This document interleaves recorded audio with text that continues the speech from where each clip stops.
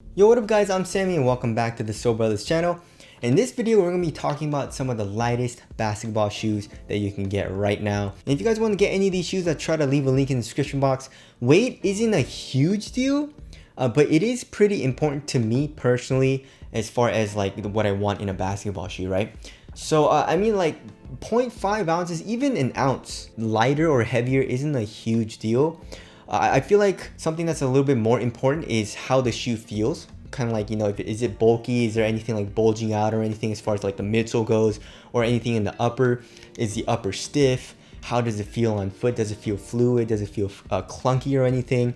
That's a little bit more important to me as opposed to weight, because a shoe, like for example, like the GT Cut, it's like a 13.5 ounces, so that's like kind of heavy.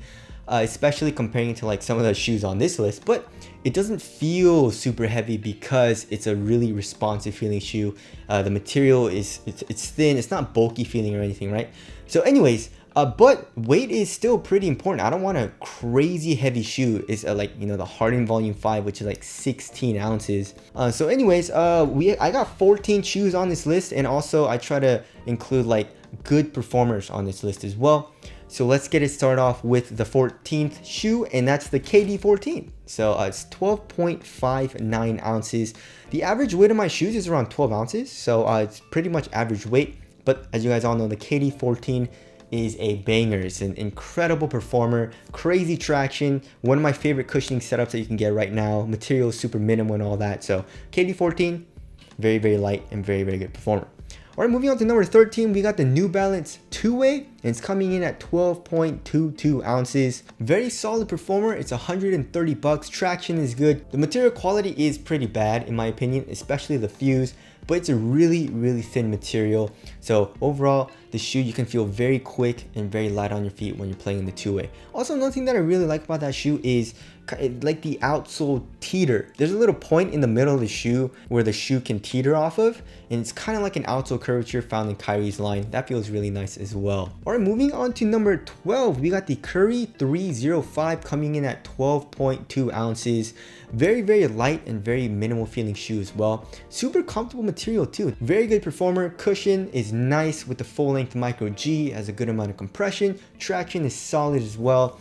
So the 305 is a solid performer, and it's only $80. All right, moving on to number 11, we got the Nike LeBron Witness 5 coming in at 12.1 ounces.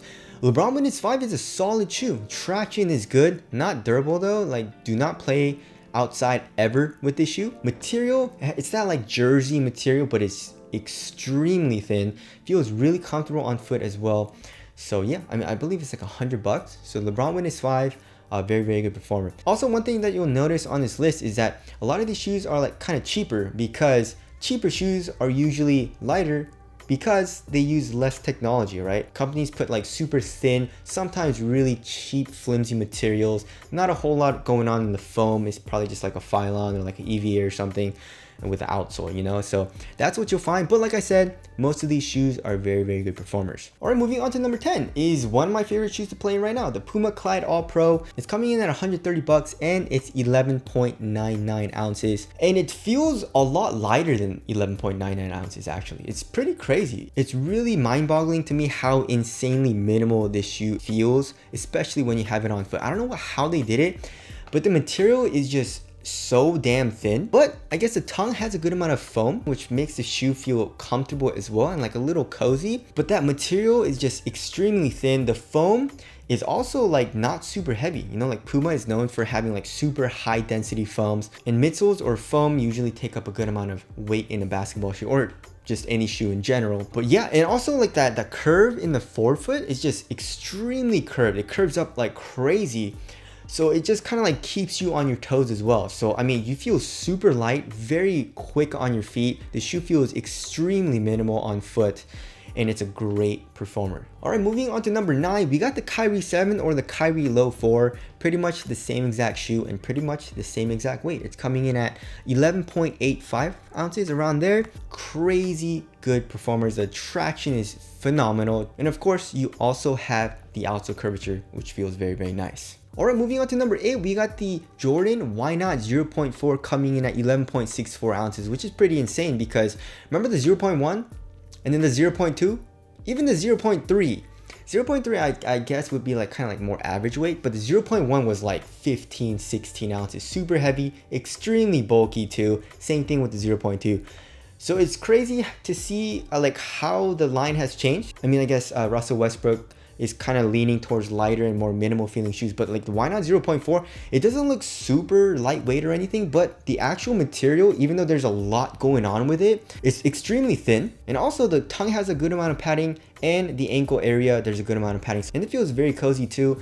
The forefoot double stack zoom unit feels extremely bouncy, and the traction is really good. Just watch out for, there's a little bit of lateral instability, I would say, in the shoe. I would have liked that shoe to have probably either a wider base or an outrigger, but nonetheless, it's a solid performer, the Why Not 0.4. All right, moving on to number 7, we got the Nike Zoom Freak 2 coming in at 11.53 ounces. The Zoom Freak 3 hopefully is coming out soon. Not my favorite shoe to play in, but it's definitely a good shoe. Traction is solid, cushion. Yeah, the cushion's not the best, but the forefoot zoom in is pretty nice. The material is very nice. It feels really comfortable on foot, extremely thin, very minimal, and support and all that is there too. And also, it's a good looking shoe in my opinion. You know, there's a lot of dope colorways out too. All right, moving on to number 6, we got the UA Spawn 3 coming in at 11.25 ounces. The Spawn 3 is one of my favorite shoes to play in as well. There is a little bit of lateral instability, especially in the heel because it has that rounded shape in the heel. But other than that, the traction is phenomenal. The cushion with the full length micro G feels soft and also gives you a nice little like subtle bounce, especially in the heel. Material is extremely thin. Lateral support is good as well. It's only $100 and overall it's a really good performer. All right, next we got the Under Armour Curry Flow 8 coming in at 10.83 ounces. That's number 5. And yeah, I thought the Curry 8 would be a little bit higher on the list, like maybe like number 3 or maybe even number 2, but it's pretty crazy, right? The Curry 8 is a top tier performer. Traction is one of the best, if not the best, on this entire list. It's extremely good. Cushion also is very responsive. You're low to the ground, you got a little bit of compression. Material, very thin, very comfortable. Not the most supportive shoe, but it was adequate enough for me. But yeah, the Curry 8 is one of my favorite shoes to play in. All right, moving on to number 4 is the Nike PG5 coming in at 10.79 ounces. Extremely light. The PG5 feels really cheap though.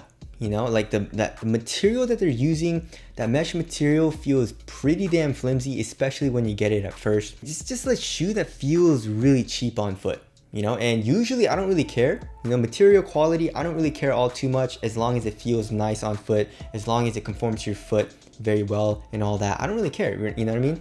But the PG5, I don't know what it is, but it just feels like not quality and it feels kind of cheap to me on foot. So just watch out for that. But other than that, I mean, the traction is solid, the cushion is soft, especially with that full-length Air Strobo unit. And also the foam compresses a good amount, especially in the heel. Support is adequate, I would say, probably not the best. So the PG5 is a solid performer, just not the best for quality. All right, moving on to number 3, we got the Nike KD Tre 5.9 coming in at 10.76 ounces. And the Tre 5.9, it definitely isn't one of my favorite shoes to play in, but I definitely don't think it's a terrible shoe. It's okay, right? And so that's why I included it in this list. But anyways, the traction is pretty good, especially when you break it, it gets a little bit better.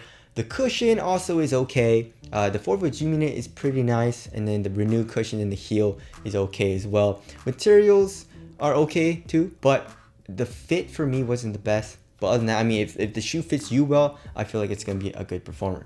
Also, it's pretty damn cheap. I believe it's like 90 or $100. All right, moving on to number 2, we got the Converse All-Star Pro BB, owned by Nike, I guess, and it's coming in at 9.98 ounces.